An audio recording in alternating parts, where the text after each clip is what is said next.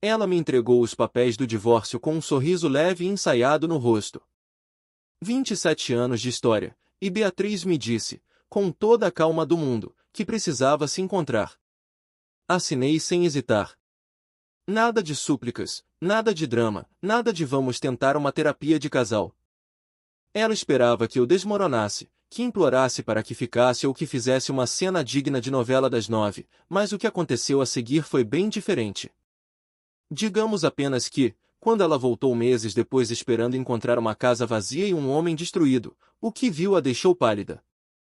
Algumas portas, uma vez fechadas, não se abrem mais, nem mesmo com a melhor das intenções.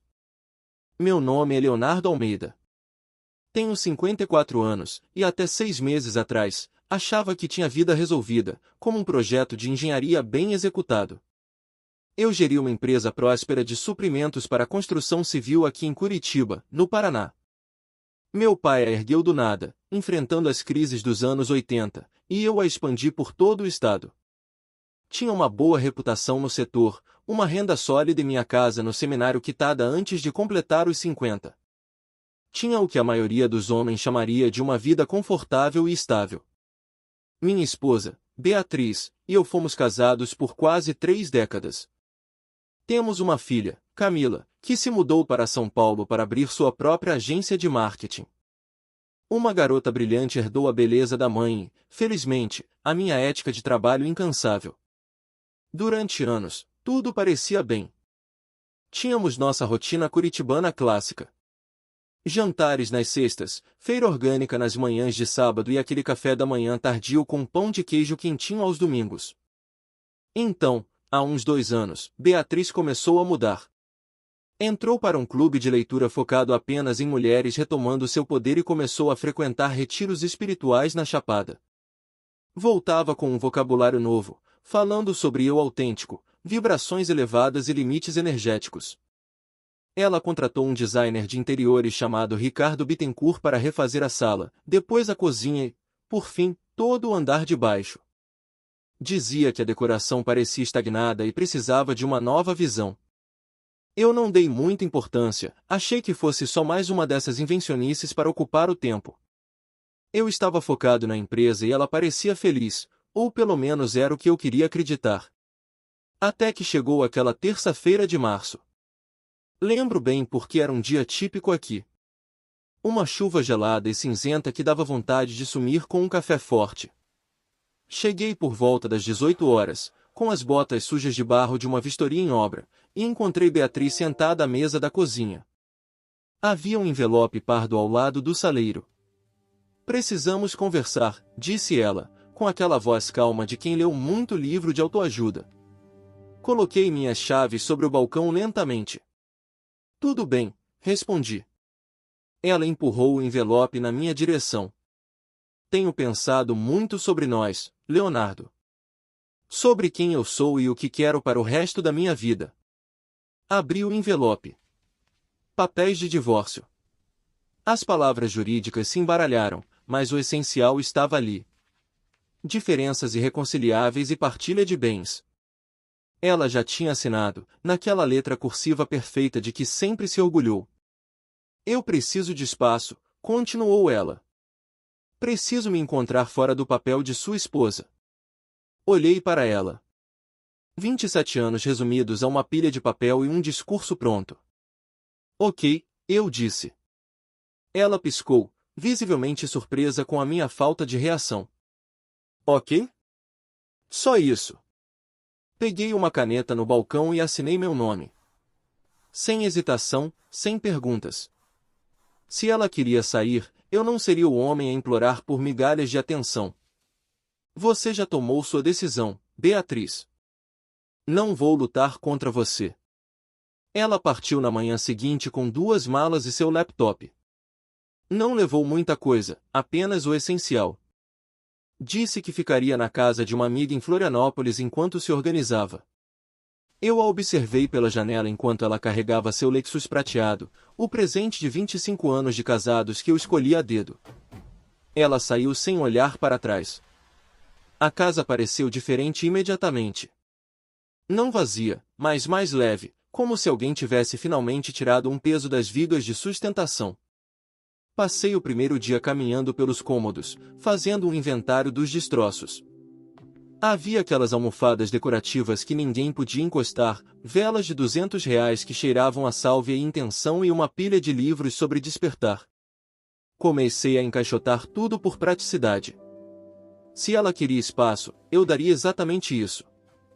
Coloquei todas as frescuras dela em caixas etiquetadas na garagem, prontas para serem levadas. Chamei um chaveiro logo em seguida ela escolheu sair, então não morava mais aqui.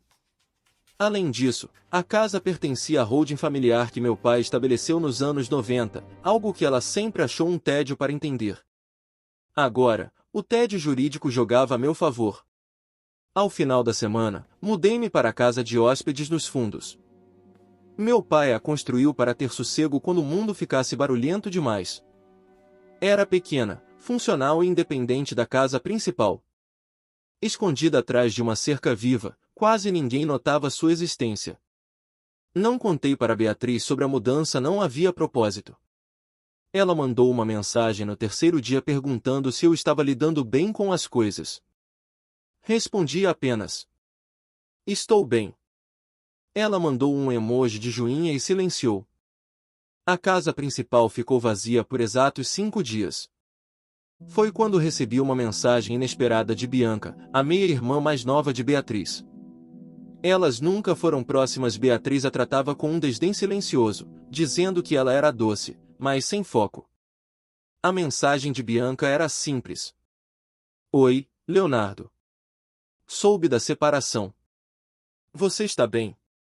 Encarei o celular e digitei. Sim, estou bem. Melhor do que o esperado, na verdade. A resposta veio rápido, como se ela estivesse esperando. Quer tomar um café qualquer hora? Sem pressão, só para saber como você está. Aceitei. Eu não sabia na época, mas aquele café seria o primeiro passo para uma vida que eu nunca ousei projetar. Nos encontramos 2 dias depois em um café no Batel, um desses lugares com pé direito alto e um expresso tão intenso que parecia capaz de levantar defunto. Bianca chegou pontual.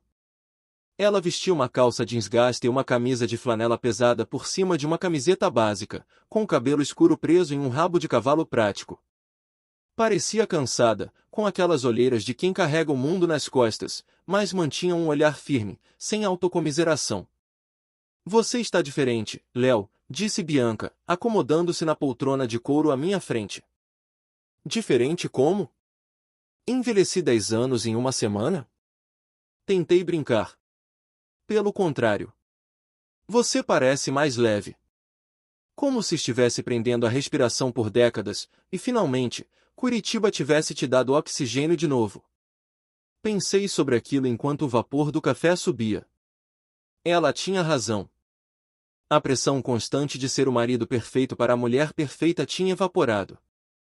Depois desse encontro, Bianca e eu passamos a conversar com uma frequência que eu não esperava. Não era nada romântico, era algo mais raro.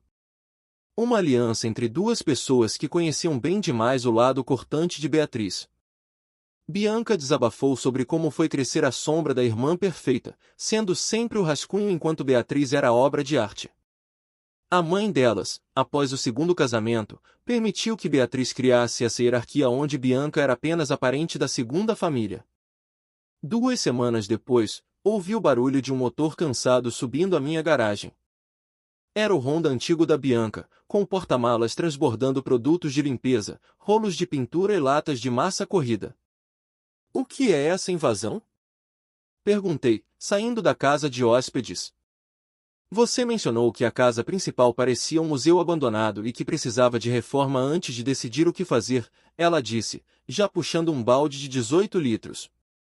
Consegui uma folga na clínica de fisioterapia e achei que você precisava de um par de mãos que não tivesse medo de graxa.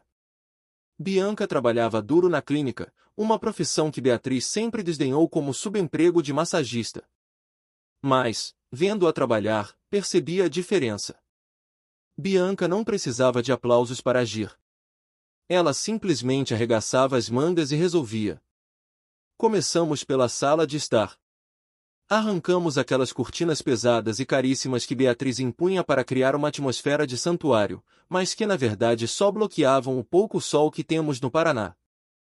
Por baixo, os vidros estavam imundos, escondendo anos de negligência sob camadas de veludo. Ela sempre se importou mais com a moldura do que com a pintura, comentou Bianca, esfregando o vidro até ele brilhar. É a primeira vez que vejo a luz bater nesse piso de madeira em anos, confessei, sentindo um prazer quase infantil ao desmontar os varões dourados. Ao entardecer, a sala estava irreconhecível.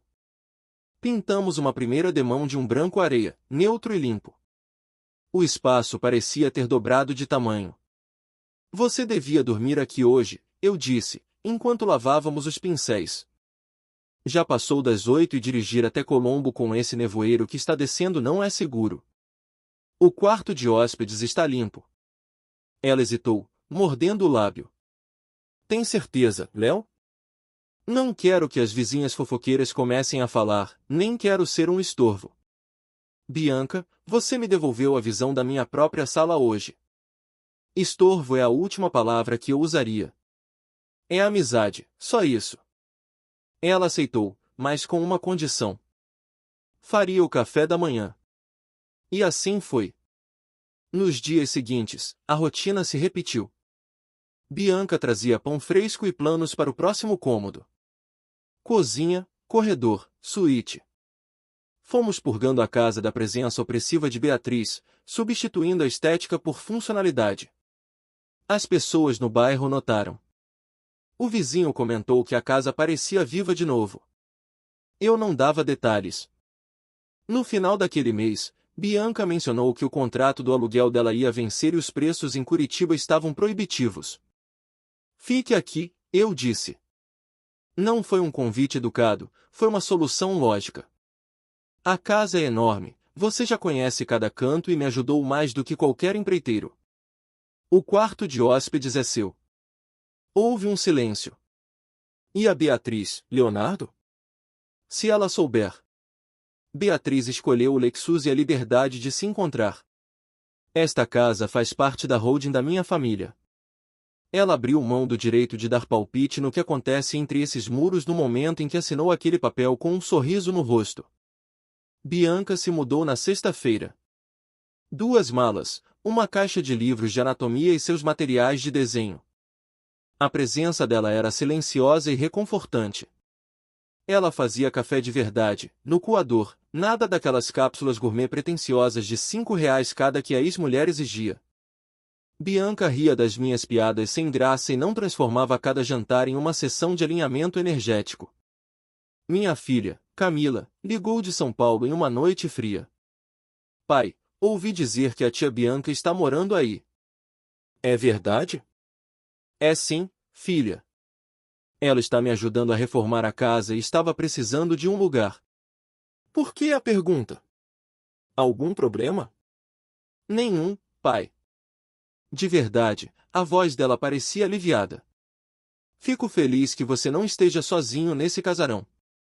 Você merece alguém que te veja como um homem, não como um caixa eletrônico ou um acessório de decoração. Mas a paz foi interrompida quando comecei a organizar a papelada para o doutor Lourenço, meu advogado. Eu revisava extratos da nossa conta conjunta dos últimos 2 anos. No início, pareciam gastos normais de reforma, mas o padrão era sinistro. Transferências sistemáticas. 5 mil, 10 mil, 20 mil. Totalizando quase R$ 200.000 desviados em 18 meses. O destino? Uma conta jurídica em nome de Bittencourt Design e Interiores. O Ricardo Bittencourt. O designer de visão nova. Sentei na poltrona da casa de hóspedes, sentindo o sangue ferver. R$ 200.000 do meu suor, da empresa que meu pai fundou, financiando. O quê? O encontro espiritual da minha esposa com o decorador? Liguei para o Lourenço na hora. Ele não ficou surpreso, apenas técnico. Leonardo, isso é dissipação de bens. É roubo disfarçado de serviço. Vamos travar a partilha e exigir a prestação de contas de cada prego que esse sujeito diz que comprou. Ela não vai sair ilesa dessa. Naquela noite, mostrei os papéis para Bianca. Ela olhou os nomes nos extratos e fechou os olhos, suspirando. Eu não queria ter razão, Léo. Mas eu suspeitava. Beatriz sempre teve essa necessidade de ser adorada, e o Ricardo é mestre em dizer exatamente o que mulheres como ela querem ouvir enquanto passa o cartão. Por que não me disse nada? Quem acreditaria na irmãzinha invejosa? Você estava cego por ela, Léo. Todos estávamos. Ela hesitou antes de continuar. Tem mais uma coisa. Falei com a Camila semana passada. Ela já sabia. Viu os dois juntos num restaurante em São Paulo há um ano. Confrontou a mãe, mas a Beatriz a manipulou, disse que era complicado e que você teria um infarto se soubesse. A dor da traição financeira era ruim, mas saber que minha filha carregou esse segredo por medo de me quebrar. Isso foi o que mais doeu. Eu não estava apenas recomeçando uma vida, eu estava descobrindo que a vida que eu achava ter era uma ficção escrita por Beatriz e paga por mim. Mas, olhando para Bianca ali, com o pincel na mão e o olhar sincero, eu soube. O museu estava fechado. A reforma agora era na alma. No dia seguinte, liguei para Camila. Ela atendeu no segundo toque, e a voz veio carregada de uma defensividade que eu já esperava. Pai, me desculpa. Eu deveria ter falado, eu sei, disse ela, antes mesmo de eu dar bom dia. Você deveria, Camila, respondi, tentando manter a voz firme, mas sem mágoa. Mas eu entendo seu lado. Sua mãe te colocou em uma posição impossível, no meio de um fogo cruzado que não era seu. Eu odiava esconder isso de você, pai, continuou ela, e eu podia ouvir o choro contido. Mas a mãe jurava que ia terminar tudo, que o Ricardo era apenas uma fase de autoconhecimento. Ela dizia que, se eu contasse, eu destruiria a família. Não foi uma fase, filha. Foi uma escolha consciente, feita um dia após o outro, por quase 2 anos. Conversamos por mais de 1 hora. Ela desabafou sobre o peso de ter visto os dois juntos naquele restaurante em São Paulo e como a mãe a manipulou emocionalmente. Eu não a culpei. No final, ela era apenas uma filha tentando não ver os pais se destruírem. Quando desliguei, Bianca estava na cozinha. Ela me entregou uma xícara de café coado na hora e sentou-se à minha frente, em silêncio, respeitando o meu tempo. Você vai ficar bem? Perguntou ela, com aquele olhar calmo que eu passara a admirar. Vou. Só estou digerindo a profundidade do buraco. É muita mentira para uma vida só. Léo, disse Bianca, tocando levemente minha mão, você está lidando com isso com uma dignidade rara. A maioria dos homens teria chutado o balde. Isso mostra quem você é de verdade. Eu não me sentia forte, apenas prático. Sentir raiva não ia trazer os R$ 200.000 de volta, nem apagar as mentiras. Tudo que eu podia controlar agora era o meu futuro, e eu não ia deixar que o fantasma da Beatriz ditasse as regras. O confronto aconteceu em um sábado de manhã, sob um céu nublado típico de Curitiba. Eu estava na oficina nos fundos da casa de hóspedes, ajustando uma prateleira de imbuia para os materiais de pintura da Bianca, quando ouvi o barulho do Lexus subindo a brita da entrada. Larguei a furadeira e fui até lá, limpando a serragem na calça de trabalho.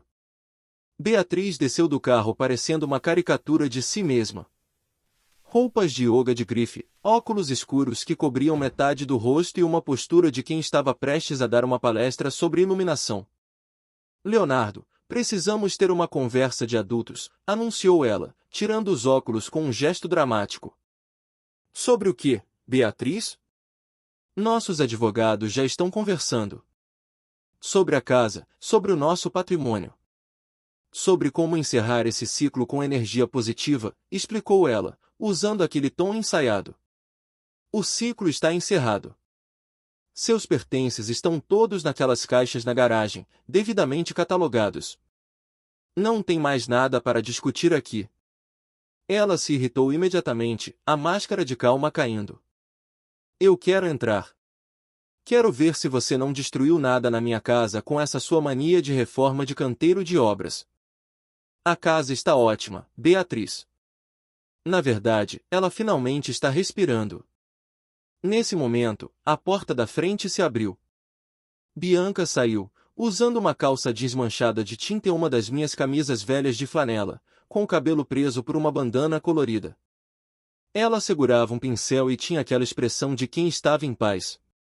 Beatriz congelou. O rosto dela foi do branco ao vermelho em segundos. O que essa garota está fazendo aqui? Explodiu ela, a voz subindo 2 tons. A Bianca está morando aqui agora, respondi secamente. Ela tem sido fundamental na restauração da casa. Morando aqui? Gritou Beatriz. Você colocou a minha irmã dentro da minha casa no momento em que eu saí? Isso é doentio, Leonardo. É uma provocação barata. Meia-irmã, corrigiu Bianca, encostando-se no batente com uma calma que parecia irritar Beatriz ainda mais. E você fala de provocação, Beatriz? Você jogou o divórcio na mesa e saiu correndo para se encontrar com o seu decorador. O Leonardo não te substituiu, ele apenas parou de ocupar o espaço com o vazio que você deixou. O ódio nos olhos de Beatriz era palpável. Você sempre teve inveja, Bianca. Sempre quis a minha vida, os meus móveis, o meu marido. Eu nunca quis a sua vida, Beatriz. Eu só queria uma irmã, mas você estava ocupada demais sendo o centro do seu próprio universo, rebateu Bianca, firme. Beatriz se voltou para mim, agora tentando uma tática de vitimização. Leonardo, por favor. Isso é um erro. Podemos conversar, eu posso voltar. Mande ela embora e vamos resolver isso entre nós. Olhei para aquela mulher e não senti nada além de uma profunda indiferença. 27 anos, uma filha, uma empresa. E ela achava que podia apertar o botão de reset depois de ter roubado a holding e mentido para todos. Não, eu disse. Você queria espaço, e eu te dei o mundo inteiro. Só não espere que eu fique sentado no escuro esperando você se cansar do Ricardo Bittencourt. Você vai se arrepender. Sibilou ela, recuando para o carro. Eu vou tirar tudo de você. Comece explicando ao juiz as transferências de R$200 mil para a conta do seu amante, retruquei. Nós temos todos os comprovantes. Ela empalideceu, entrou no Lexus e saiu cantando pneu, levantando poeira na rua silenciosa do seminário. Bianca caminhou até mim e soltou um suspiro longo. Bom, pelo menos agora as cartas estão na mesa, disse ela, com um sorriso irônico. A retaliação veio em 48 horas. O advogado dela entrou com um recurso agressivo, pedindo a posse da casa, metade da empresa e uma pensão astronômica, alegando que eu era vingativo e que o convívio com Bianca era um atentado à moral. Lourenço, meu advogado, me ligou rindo. Leonardo, eles estão tentando alegar adultério com a Bianca. É a última cartada de quem não tem nada. Adultério? Ela saiu de casa por vontade própria. Exatamente. E nós temos o depoimento da ex-mulher do Ricardo Bittencourt, que confirmou que o caso deles começou há quase 2 anos. Além disso, a casa está no nome da holding do seu pai. Beatriz não tem uma perna para se apoiar. A audiência de conciliação foi um teatro. Beatriz apareceu de preto, estilo viúva injustiçada. O advogado dela falou por 20 minutos sobre abandono emocional. Então, Lourenço abriu a pasta. Ele apresentou os extratos, as mensagens de texto onde ela admitia o caso para Camila e os registros de GPS do carro do Ricardo na nossa garagem enquanto eu trabalhava. A juíza, Dra. Patrícia Oliveira, uma mulher conhecida pela retidão, olhou para Beatriz por cima dos óculos. Senhora.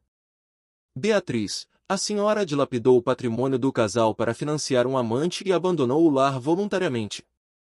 Agora pede a casa da família, que nem sequer faz parte da partilha comum, e pensão? O advogado dela tentou interromper, mas a juíza foi implacável. A dissipação de bens será abatida da sua parte na partilha final. A senhora deverá restituir R$100 mil ao senhor Leonardo. Quanto à casa e à pensão, os pedidos são indeferidos por falta de base legal e moral. Divórcio concedido nos termos da defesa. Sair do fórum naquele dia foi como tirar uma armadura de chumbo. O ar de Curitiba parecia mais limpo. Bianca estava lá fora, encostada no Honda antigo, esperando. E aí? Perguntou ela. Livre, eu disse, e pela primeira vez em anos, o sorriso não era ensaiado. Finalmente livre.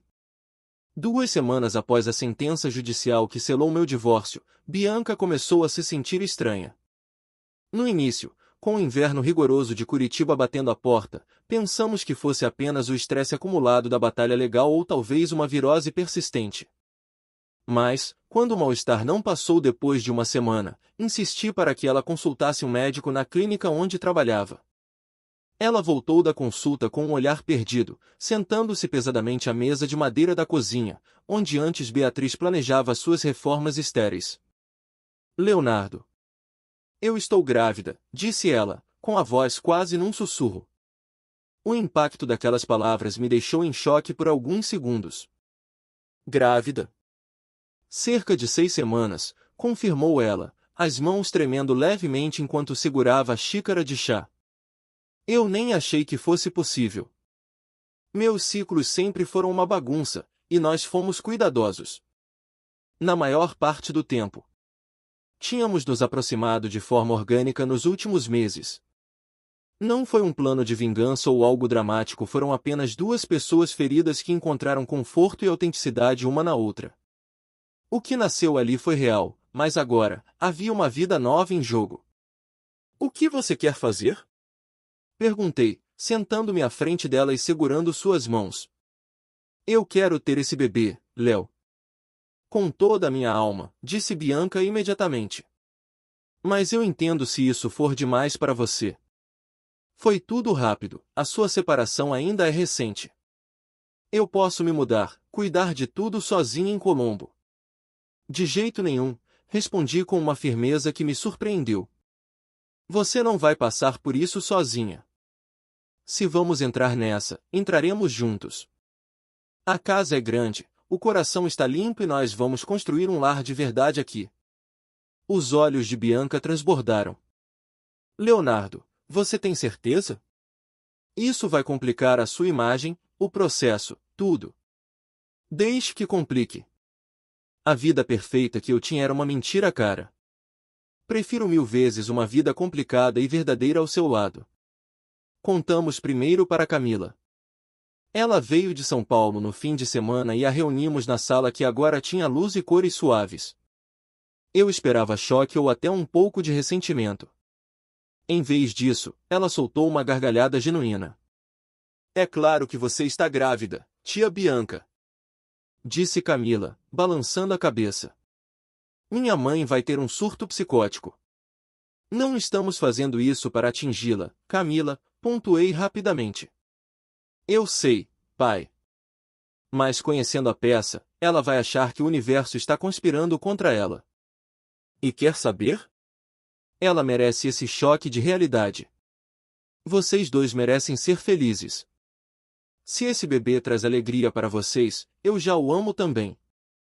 A notícia, como tudo em Curitiba, correu rápido pelos círculos sociais. As reações foram um misto de fofoca e surpresa.